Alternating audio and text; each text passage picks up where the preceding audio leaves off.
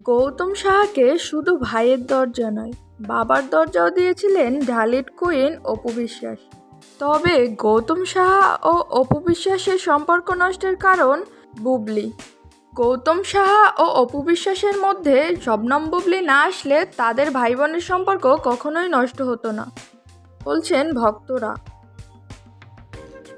ভক্তরা বলছেন বারিশা হককে সার্জারির আগেই সুন্দর দেখাতো, এখন তার এই থুতনির জন্য তাকে খুবই বাজে লাগে।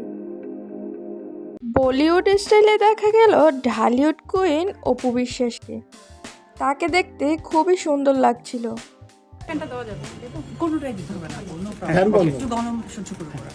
এবার পরিমণিও তার বিজনেস শুরু করে দিয়েছেন।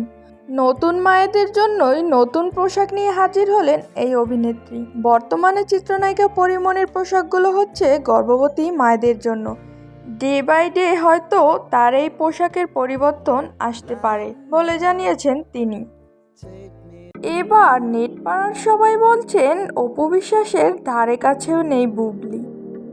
তবে বুবলি ভক্তরা বলছেন বুবলির কাছাকাছি কখনোই আসতে পারবে না অপু বিশ্বাস।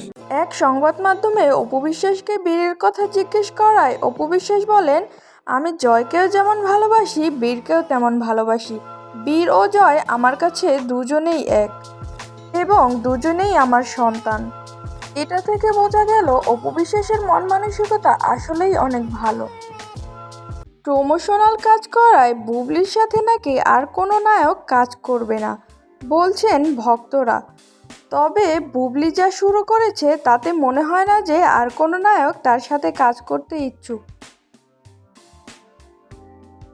লাল পরী সেজে হাজির তানজিন তিশা।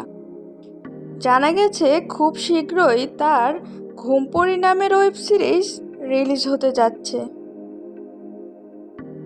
সালমান শাহর জন্মদিনে শাবনূর এক পোস্ট করে তাতে লিখেন, আমার নায়ক সালমানের জন্মদিন, ওপারে ভালো থেকো প্রিয় নায়ক, তোমার শূন্যতা ঢালিউডের প্রতিনিয়ত টের পাচ্ছে, তুমি ছিলে যুগের থেকেও এগিয়ে।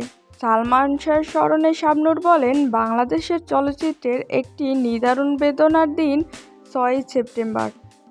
আর বেদনার দিনে আজকের প্রজন্মের সবচেয়ে জনপ্রিয় নায়ক সালমান শাহ আমাদের ছেড়ে চিরবিদায় নিয়েছে।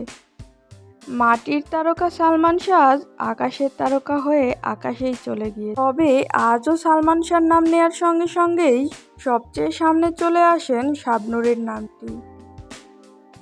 তবে এখনও মনে হয় সালমান শাহর মতো আর নায়ক দ্বিতীয়টি হবে না। চোখের সৌন্দর্যের দিক দিয়ে ঢালিউডের কোন নায়িকার চোখ বেশি সুন্দর, অপু বিশ্বাস নাকি বুবলি, মাহিয়া মাহি, শাবনূর নাকি জয়া আহসান? তবে ভক্তরা বলছেন শাবনূরের চোখ বেশি সুন্দর। আমারও তাই মনে হচ্ছে, শাবনূরের চোখ দেখতে খুবই মায়াবী লাগে।